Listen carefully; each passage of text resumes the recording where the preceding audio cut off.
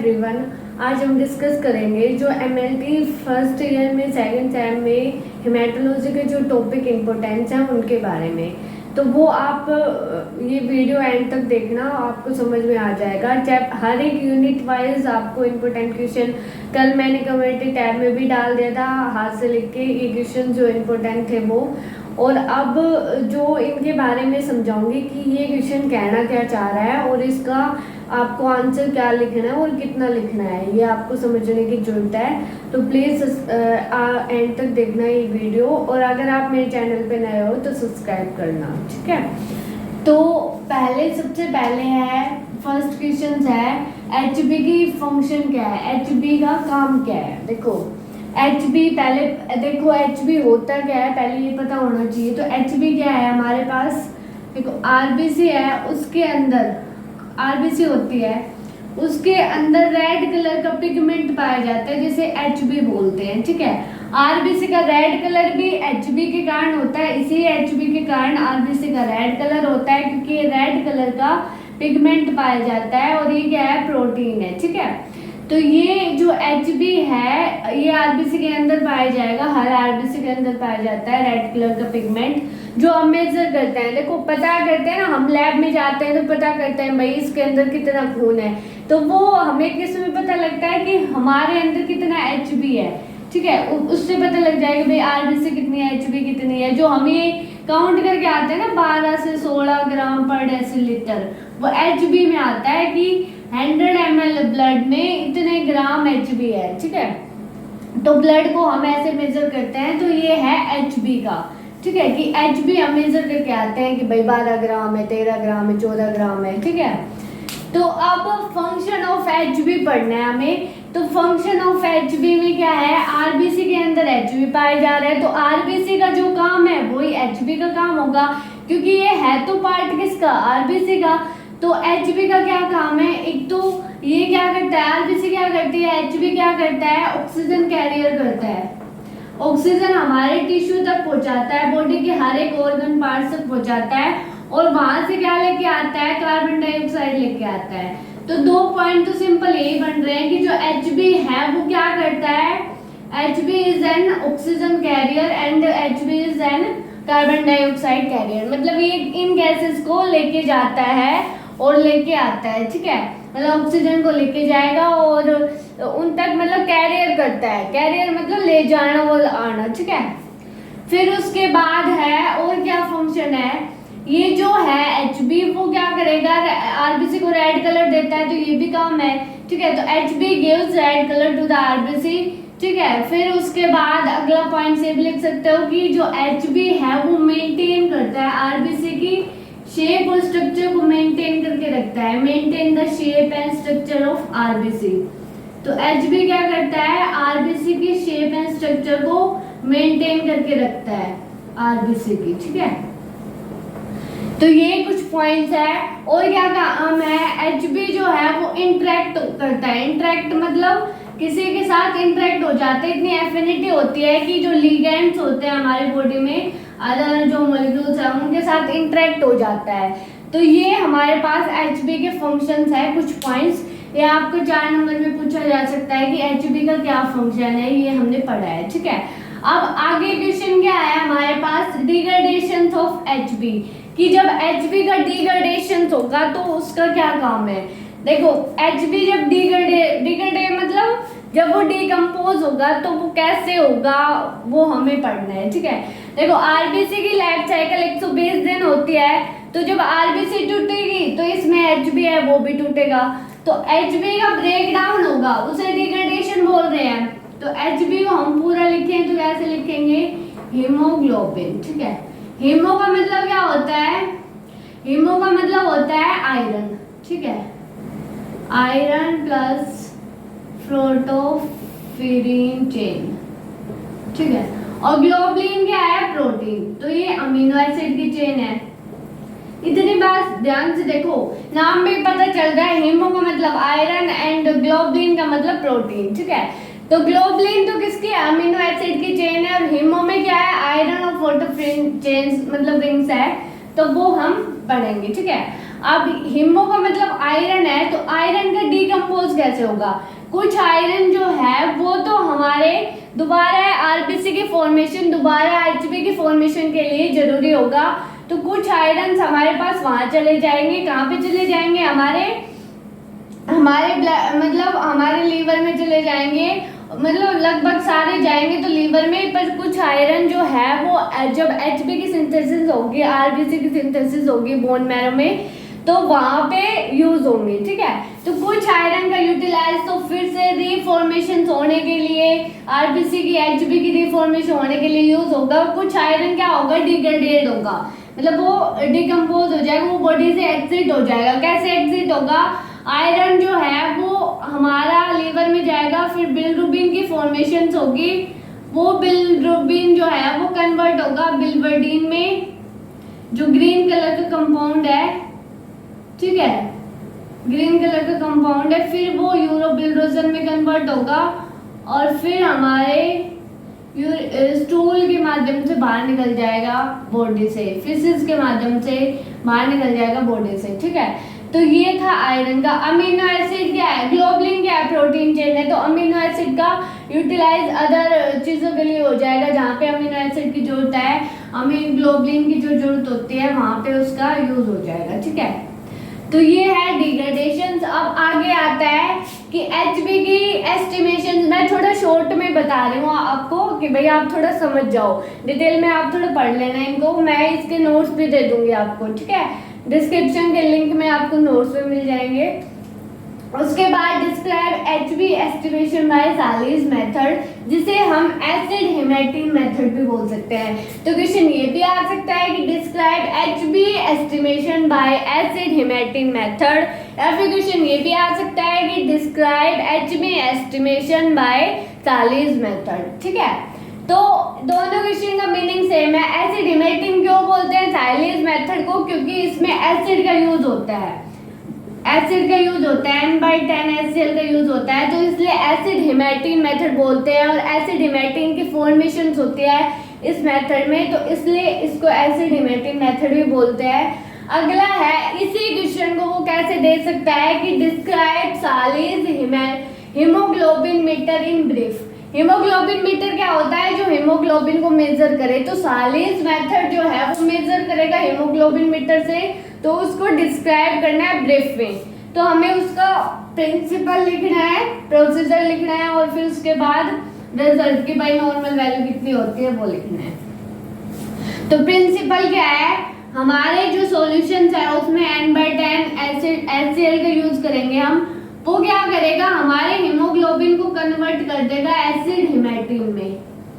Acid हेमेटिन में जो ये एसिड हेमेटिन है इसको हम डाइल्यूशंस करते रहेंगे और इसका कलर इंटेंसिटी देखेंगे, भाई इसने कितना कलर लिया है, ठीक है। तो N/10 हीमोग्लोबिन के साथ रिएक्ट करेगा, एसिड हेमेटिन बनेगा, और इस एसिड हेमेटिन का डाइल्यूशन करते रहेंगे, मतलब इसमें हम डाइल्यूशन करते रहेंगे बफर से। तो वो क्या करेगा, या फिर नॉर्मल स्लैन से, तो वो क्या करेगा हमारे पास डिस्टिल वाटर से, सॉरी, तो वो क्या करेगा हमारे पास, हमारे जो HB है नॉर्मली मतलब जितना आएगा। अब जो HB का इंस्ट्रूमेंट यूज होता है उसमें ऐसे होता है, ठीक है, एक ब्राउन कलर का कंपार्टमेंट, ये तो खाली होता है जो कंपेयर करते हैं हम, और यहाँ पे ब्राउन कलर का कंपार्टमेंट होता है, उसके साथ इसको कंपेयर करते हैं, ठीक है, कि भाई कहाँ पे जाके रुक रहा है। इसमें ग्राम्स भी लिखे रहते हैं, तो कितने ग्राम हमारा HB पाया जाता है, ठीक है। तो ये सालिस मेथड मोस्ट कॉमनली यूज होता है ये, और छोटी लैब्स में तो मेनली या फिर बड़े पे कैंप वैम्प लग रहा है तो ये यूज करते हैं हम। इसमें सैंपल कलेक्शन कैसे कर सकते हैं? फिंगर प्रिक से कर सकते हैं, ठीक है, और या फिर यहाँ से वेन पंचर से भी सैंपल ले सकते हैं। मेनली तो फिंगर प्रिंट से ही करते हैं इसमें हम, ठीक है। तो हमें इसमें क्या करना है, अगर ये आ जाए 10 नंबर में या फिर 8 नंबर में, तो हमें क्या करना है, थोड़ा डिटेल में डिफाइन करना है कि सैंपल कलेक्शन करेंगे इसका, वेन पंचर से भी कर सकते हैं, हील प्रिक से या फिर फिंगर प्रिक से भी कर सकते हैं। तो फिर उसमें प्रिंसिपल लिखना है, प्रोसीजर लिखना है, और फिर उसका रिजल्ट लिखना है, ठीक है। अब अगला क्वेश्चन कह रहा है right different type of HB। इनसे बाहर कोई क्वेश्चन नहीं आएगा, इन क्वेश्चनों को आप अच्छे से कर लेना। जो HB है उसका डिफरेंट टाइप्स क्या है, जो HB है वो उनके टाइप्स क्या है, देखो HB जो है HbA2 भी होते हैं, ठीक है, HbA1 भी होता है और HbF भी होता है, ठीक है। ये तो हमारे नॉर्मल ही है, अगर ये नॉर्मल वैल्यू में पाए जाते हैं तो नॉर्मल ही है। उसके बाद अब नॉर्मल HB क्या होता है, HbS थैलेसीमिया एक कंडीशन होती है, ठीक है। तो ये नॉर्मली है इनके बारे में। ये नॉर्मली अडल्ट में सबसे ज़्यादा पाए जाते हैं, 95 to 98%। ये नॉर्मली अडल्ट में 1-2% पाए जाते हैं। और HbF जो बच्चा फीटस में होता है तो उस टाइम पे पाया जाता है, बर्थ के टाइम तक पाया जाता है HbF, ठीक है। वो धीरे धीरे फिर वो कन्वर्ट हो जाता है HbA2 में, ठीक है। और जो हीमोग्लोबिन है उसमें 2 अल्फा चेन होती है और 2 बीटा चेन्स होती है। ये अल्फा चेन्स का एक अल्फा चेन में अमीनो एसिड कितने होते हैं, 141 अमीनो एसिड पाए जाते हैं। और बीटा में एक बीटा चेन्स में 146 अमीनो एसिड पाए जाते हैं। तो अगर स्ट्रक्चर ऑफ हमारे पास स्ट्रक्चर ऑफ हीमोग्लोबिन आ जाए तो हमें डिफाइन करना है कि 2 अल्फा चेन होती है, 2 बीटा चेन्स होती है और अल्फा चेन में इतने मॉलिक्यूल्स होते हैं और इनका मॉलिक्यूलर वेट कितना होता है, 65,000, ठीक है। तो ये स्ट्रक्चर ऑफ हीमोग्लोबिन में आपको डिफाइन करने हैं ये वाला, ठीक है। और हमारा फॉर्मेशन ऑफ HB अगर आ जाए, HB की फॉर्मेशंस कैसे होते हैं, तो हमें क्या लिखना है इसमें, ये लिखना है कि HB जो है वो किससे मिलके बनता है। HB के अंदर हिम ग्रुप होता है, ये लिखना है कि HB के अंदर हिम ग्रुप होता है और इसके अंदर it contains 2 alpha chain, 2 beta chain, 1 alpha chain contains 141 amino acid and 1 beta chains contain 146 amino acid, ये लिखना है हमें। और इस मॉलिक्यूलर वेट इज 65,000। तो ये हमें फॉर्मेशन ऑफ HB में भी लिख सकते हैं, ठीक है। अब उसके बाद है हमारे पास क्लिनिकल सिग्निफिकेंस ऑफ HB की। क्लिनिकल सिग्निफिकेंस क्या होता है कि भाई कोई चीज बढ़ रही है या घट रही है, तो अगर वो चीज बहुत ज्यादा अबनॉर्मली बढ़ रही है तो वो किस कंडीशन में बढ़ती है, और वो चीज अबनॉर्मली बहुत ज्यादा कम हो रही है, लोअर साइड जा रही है, तो वो हमारा किस में आता है, लोअर HB की साइड, ठीक है। तो क्लिनिकल सिग्निफिकेंस में HB की लोअर भी बतानी है किन किन रीजनों से होता है, और HB अब नॉर्मली इंक्रीज हो रहा है तो वो किस कंडीशन में होता है ये भी बताना है। तो नॉर्मली HB कम कब होगा, जब RBC से कम होगी तो HB होगा। तो एनीमिया अगर किसी को हो जाए या फिर एक्सीडेंट में या किसी भी वजह से ब्लड लॉस हो जाए, पैरासाइटिक इन्फेक्शन हो जाए, तो उन सब कंडीशंस में HB का लेवल कम हो जाता है हमारे पास, या प्रेगनेंसी में भी कम हो जाता है HB का लेवल। उसके बाद HB इंक्रीज कब हो जाता है अब नॉर्मली, तो अगर किसी को डिहाइड्रेशन हो रहा है, सीवियर डिहाइड्रेशन है, उसकी बॉडी में फ्लूइड की कमी आ रही है तो उसके कारण, या फिर उसको बर्न हुआ है तो उसके कारण, ठीक है, या फिर पॉलीसाइथीमिया अगर उसको है। पॉलीसाइथीमिया एक ऐसी कंडीशन है जिसमें इनहेरिटेड मतलब कंडीशंस है जिसमें आप नॉर्मली HB की फॉर्मेशन होने लग जाती है, ठीक है। इसमें HB की फॉर्मेशन इतनी बढ़ जाती है कि 20 ग्राम पर डेसीलीटर से भी ज्यादा हो जाता है HB, ठीक है। तो ये कुछ पॉइंट्स है, ये आपको लिखने हैं आपको, किसमें HB अगर हाई हो जाए तो ये लिखने हैं और लो हो जाए तो आपको बताया गया था, ठीक है। उसके बाद HB की एस्टिमेशंस हमारी साइन विथ हीमोग्लोबिन, ये भी क्वेश्चन आ जाता है कि साइन विथ हीमोग्लोबिन से HB का निकालो कि भाई वैल्यू कितनी आती है HB की, ठीक है। एक बात ये भी ध्यान रखो कि एक होता है हीमोग्लोबिन मीट्री, हीमोग्लोबिन मीट्री, मीट्री का मतलब मेजर करना। तो जो हीमोग्लोबिन की क्वांटिटी मेजर करते हैं उस प्रोसेस को हीमोग्लोबिन मीट्री बोलते हैं, और जो इंस्ट्रूमेंट यूज होता है हीमोग्लोबिन को मेजर करने के लिए उसे क्या बोलते हैं, हीमोग्लोबिन मीटर, ठीक है। तो साइन विथ हीमोग्लोबिन से हमें HB का एस्टिमेशन करना, ये क्वेश्चन भी इम्पोर्टेंट है। तो ये सर आपको समझ में आ गया होगा शायद। अब ये थी फर्स्ट यूनिट के टॉपिक, सेकंड यूनिट के टॉपिक आपको लिख के बताती हूँ अभी, इसको रब करके। देखो फर्स्ट यूनिट करवा दी थी, अब सेकंड यूनिट के इम्पोर्टेंट देखते हैं, मीनिंग क्या निकलता है इन क्वेश्चनों का।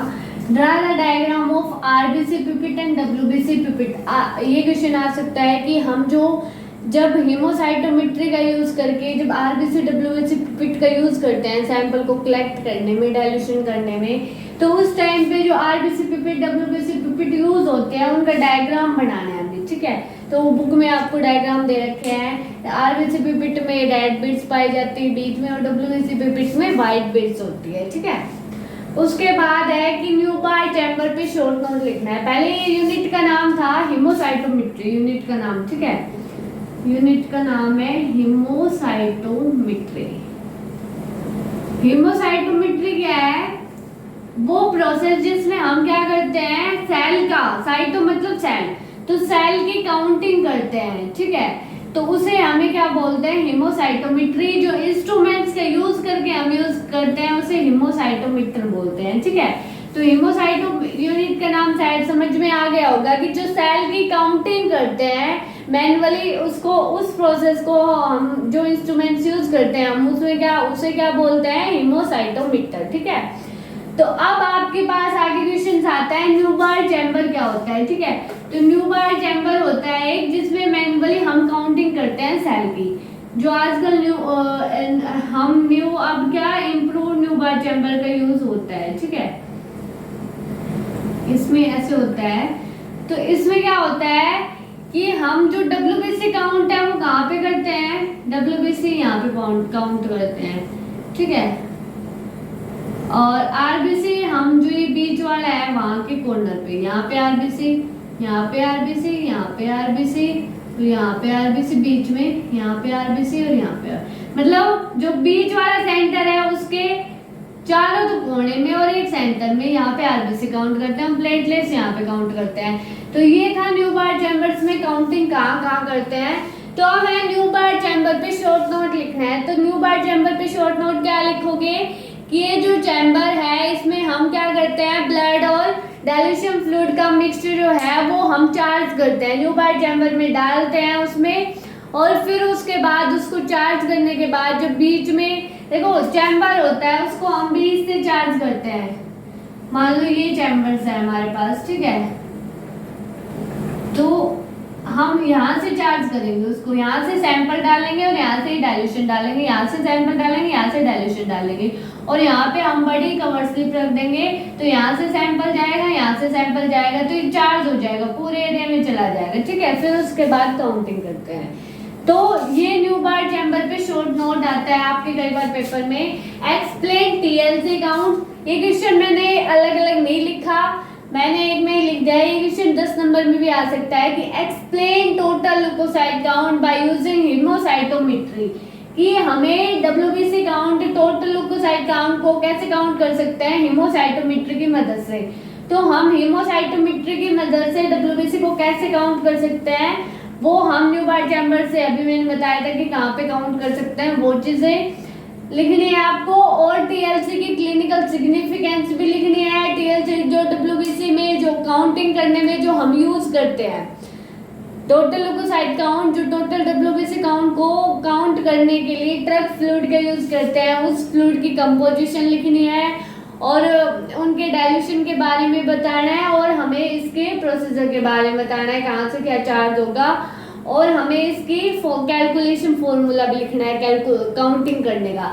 तो वो टीएलसी काउंट में आता है। आरबीसी काउंट का अगर आ जाए हीमोसाइटोमेट्री से तो सेम वो लिखना है कि उसमें कैसे काउंटिंग करते हैं हम आरबीसी की, वो अगर प्लेटलेट्स काउंट भी आ सकता है। तो मतलब ये 10 नंबर में एक चीज पूछी जा सकती है, या तो टोटल ल्यूकोसाइट काउंट पूछा जा सकता है 8 नंबर में, सॉरी, या फिर आरबीसी काउंट पूछा जा सकता है, प्लेटलेट्स काउंट पूछा जा सकता है हीमोसाइटोमेट्री की मदद से, ठीक है। हीमोसाइटोमेट्री जो मैनुअली हम काउंट कर सके कि भाई इतनी आरबीसी है, इतनी डब्ल्यूबीसी है, उसको डाइल्यूट करके, ठीक है, इतनी प्लेटलेट्स है। अब है कि काउंटिंग चैम्बर वेरियस टाइप कौन कौन से है, तो कौन कौन से, एक तो ऑर्डिनरी न्यूबार चैम्बर यूज होता है, ठीक है, एक ऑर्डिनरी न्यूबार चैम्बर, एक इम्प्रूव न्यूबार चैम्बर यूज होता है, ठीक है, और एक फ्यूज रोथेस जो चैम्बर है वो यूज होता है, फ्यूज रोथेल चैम्बर यूज होता है। ये 3-4 चैम्बर्स हमारे यूज होते हैं हमारे लैब्स में, ठीक है। तो मेनली आजकल जो है वो इम्प्रूव न्यूबार चैम्बर यूज होता है, ये पहले के टाइम में यूज होते थे, फिजिरोथेल्स चैम्बर वाला, ठीक है, ऑर्डिनरी न्यूबार चैम्बर भी पहले के टाइम में यूज होता था। तो ये हमें इनके बारे में आप पहले नाम लिखना सारोगे, फिर जो न्यूबार चैम्बर है उसको थोड़ा डिफाइन कर देना अगर रिविजन आ जाए तो। Like the composition of track fluid, track fluid क्या है, जो डब्ल्यूबीसी के डाइल्यूशन बनाने में काम आता है। तो ट्रैक फ्लूइड के अंदर जिलेटिन वोलेट यूज होता है, एसिटिक एसिड का यूज होता है, ठीक है, डिस्टिल्ड वाटर का यूज डिस्टिल्ड वाटर, ये कंपोजिशन है ट्रैक फ्लूइड की कि जिलेटिन एसिड मतलब जिलेटिन वोलेट डलता है, इसमें एसिटिक एसिड डलता है, डिस्टिल्ड वाटर डलता है। तो ये कंपोजिशन लिखनी है। इसमें describe counting area in Neubauer chamber, Neubauer chamber में काउंटिंग एरिया लिखना है ये वाला, और इसमें कैलकुलेशन फॉर्मूला भी डालना है आपको, ठीक है। उसके बाद है explain 5 errors resulting in accuracy while using haemocytometry. जब हम हीमोसाइटोमेट्री की मदद से जब सेल की काउंटिंग करते हैं तो उसमें इनएक्यूरेंसी किस किस कारण से आ सकते हैं, कौन कौन से एरर्स है जिनके कारण इनएक्यूरेंसी आ सकते हैं, वो 5 कारण लिखने हैं हमें, और उसको कैसे कम किया जा सकता है वो आपको लिखना है कि उन कारणों को कैसे सुधार कर सकते हैं जिससे हमारे हीमोसाइटोमेट्री से जब सेल काउंट करें तो एक्यूरेंसी रिजल्ट आए, ठीक है। तो ये आपकी थी second unit, third fourth fifth unit की अभी डालूंगी, इसको रब करते हैं डीएलसी काउंटिंग पे। डीएलसी काउंटिंग नाम से पता चल रहा है क्या है नाम, डिफरेंशियल लुकोसाइट काउंट, लुकोसाइट काउंट। क्या मीनिंग निकल के आता है डिफरेंशिएट लुकोसाइट काउंट का? मतलब है एक तो लुकोसाइट किसे बोलते हैं, डब्ल्यूबीसी का दूसरा नाम है, ठीक है। तो डब्ल्यूबीसी के डिफरेंशियल जो अलग अलग पार्ट्स हैं उनको कैसे काउंट करेंगे वो हम इसमें पढ़ेंगे कि थर्ड यूनिट पे पढ़ते हैं कि डिफरेंशियल लुकोसाइट काउंट जो अलग अलग डब्ल्यूबीसी के टाइप्स हैं, न्यूट्रोफिल, बेसोफिल, एसोफिल, इन ये जो है उनको कैसे हम काउंट कर सकते हैं वो हम इस चैप्टर में पढ़ेंगे, ठीक है। तो पहले क्वेश्चन ये बन सकता है कि normal value of differentiate leucocyte count and differentiate WBC. तो इसमें नॉर्मल वैल्यू डिफरेंशियल काउंट जो है डब्ल्यूबीसी के न्यूट्रोफिल, इओसोफिल, बेसोफिल, मैं इतने डिटेल में नहीं बना पा रही हूँ वीडियो क्योंकि ज्यादा लंबी बन जाएगी। न्यूट्रोफिल, बेसोफिल, इओसोफिल, ठीक है, लिम्फोसाइट, मोनोसाइट, ये टाइप्स है। तो ये जो टाइप्स है वो नॉर्मली कितने पाए जाते हैं, नॉर्मल वैल्यू, न्यूट्रोफिल कितना पाया जाता है, लिम्फोसाइट कितना पाया जाता है, मोनोसाइट कितना पाया जाता है, बेसोफिल कितना पाया जाता है, इओसोफिल कितना पाया जाता है, वो हमें बताना है। सबसे ज्यादा न्यूट्रोफिल नॉर्मली अमाउंट पे पाया जाता है, तो नॉर्मल वैल्यू बतानी है।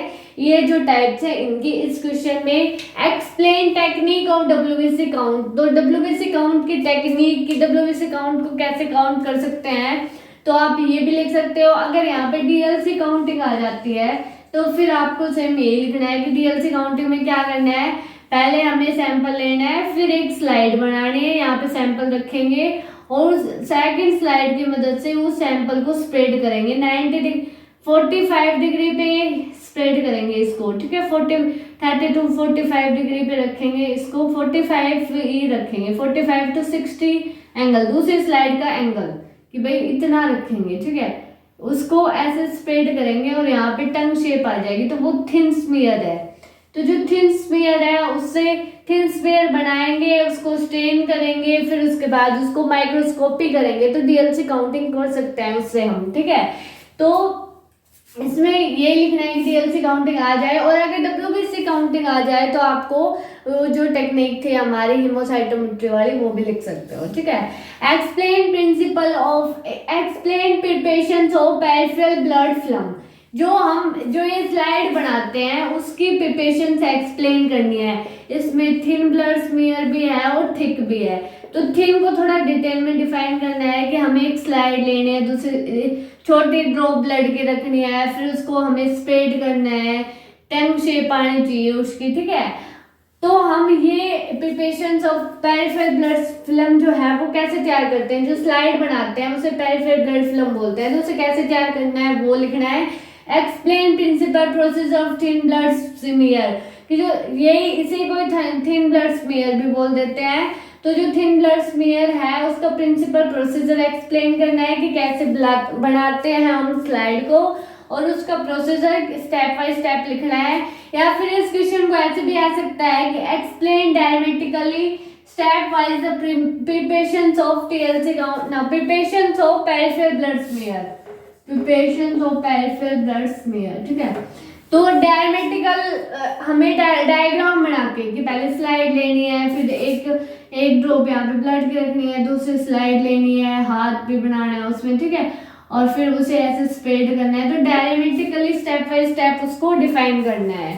उसके बाद explain principle procedure and clinical significance of DLC count, कि जो प्रिंसिपल प्रोसीजर या फिर क्लिनिकल सिग्निफिकेंस है डीएलसी काउंटिंग के वो हमें बताने हैं। तो प्रिंसिपल और प्रोसीजर, पहले हमें क्या करना है, पहले यही थिन ब्लड स्मीयर बनाएंगे हम।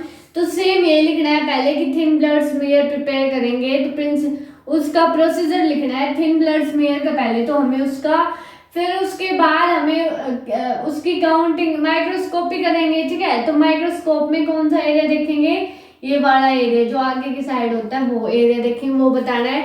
फिर उसके बाद क्लिनिकल सिग्निफिकेंस, अगर डब्ल्यूबीसी या फिर जो डीएलसी काउंटिंग है, जैसे DLC count differentiate leukocyte count है, तो अगर न्यूट्रोफिल बढ़ रहा है तो वो किस कंडीशन में बढ़ता है, घट रहा है तो किस कंडीशन में, बेसोफिल, लिम्फोसाइट, मोनोसाइट, ये लिखने हैं हमें कि वो बढ़ते घटते हैं तो क्या होता है। तो क्वेश्चंस इंपॉर्टेंट है बहुत। 8 नंबर में आ सकता है कि explain principle procedure and clinical significance of DLC counting. तो हमें ये लिखना है कि भाई ये वाले पार्ट जो है उनके क्लिनिकल सिग्निफिकेंस बताने हैं हमें, और प्रोसीजर में हम थिन ब्लड स्मीयर का लिखना है। ठीक है, write principle of Romanowsky stain and its which stain including Romanowsky stain. इसकी तो वीडियो मैंने डिटेल में बना रखी है, आप मेरी डिस्क्रिप्शन में वीडियो में जाके देखना कि इसमें वीडियो बना रखी है। ठीक है, उसके बाद explain principle of Roman stain, जो रोमन स्काई स्टेन की वीडियो है आपको थंबनेल मिल जाएगा, उसमें देखना।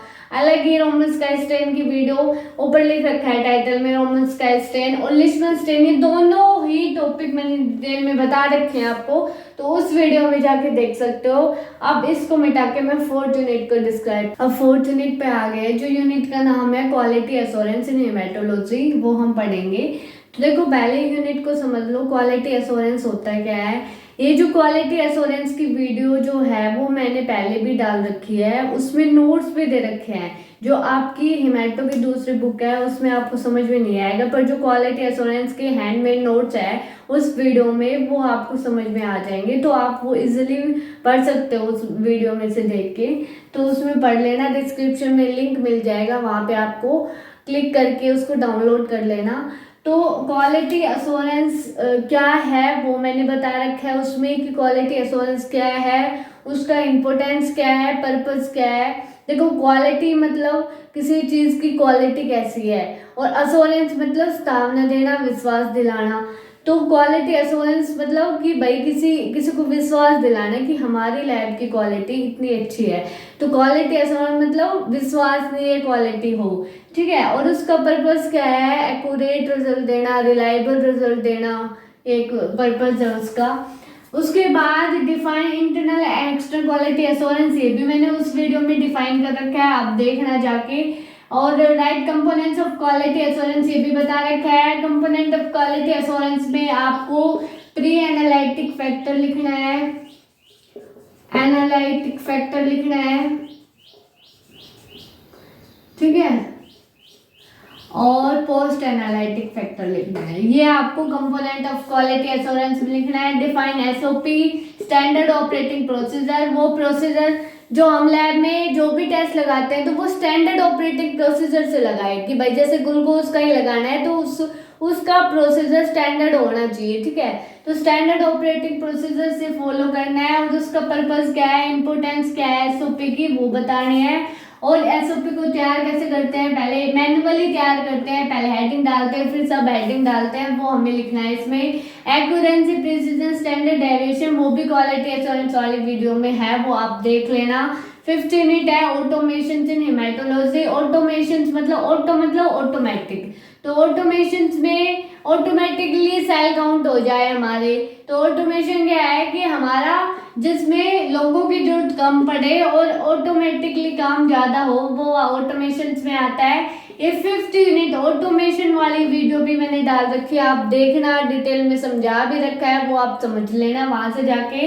इजी है, शॉर्ट वीडियो, आपको समझ में आ जाएगी देखोगे तो तब, ठीक है। नीड ऑफ ऑटोमेशन है, ये भी उसमें बता रखी है कि ऑटोमेशन का ऑटोमेटिक काम जो हो रहा है उसकी जरूरत क्यों पड़ रही है हमें, ताकि कम समय में ज़्यादा काम हो जाए, कम लोगों की जरूरत पड़े, तो वो सारी चीज़ें हैं। और एक्यूरेंसी भी आए, ठीक है। Write principle of automatic cell counting, automatic cell count का प्रिंसिपल क्या है वो हमें बताना है इसमें। प्रिंसिपल प्रोसीजर काउंटर सेल, ये क्वेश्चन इंपॉर्टेंट है भाई, कि जो काउंटर सेल काउंट है या फिर उसको इलेक्ट्रिकल इम्पीडेंस भी बोलते हैं, तो उसका प्रिंसिपल और प्रोसीजर लिखना है, वो डिटेल में आपको याद करना है। और short note on optical scatter, तो ये थोड़ा कम आता है, वैसे इतना इम्पोर्टेंट नहीं है। और right various type of automatic cell count, automatic cell count जो अलग अलग यूज होते हैं अलग अलग लैब में, अलग अलग कंपनीज के द्वारा जो है ऑटोमेटिक सेल काउंट, उनके टाइप्स लिखने हैं आपको।